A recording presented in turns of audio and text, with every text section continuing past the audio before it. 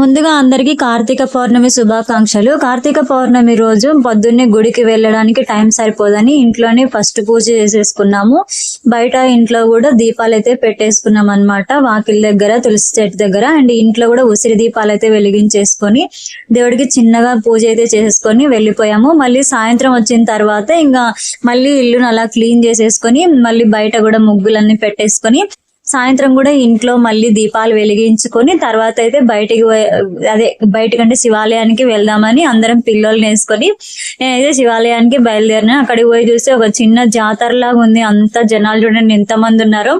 వెళ్ళేసి ఇంకా మేము కూడా చిన్నగా దీపం అయితే వెలిగించేసి వచ్చాము. 365 ఒత్తులు వెలిగిస్తారు కదా, 360 రోజులు 65 రోజులు వెలిగించినట్లు అని చెప్పేసి మేమైతే ఒక దీపం వెలిగించేసి దేవుణ్ణి ముక్కేసుకొని మంచిగా అందరు బాగుండాలని వేడుకొని ఫైనల్ గా ప్రసాదం తినేసి ఇంటికి వచ్చాం. మీకు వీడియో నచ్చితే please do like, share and subscribe.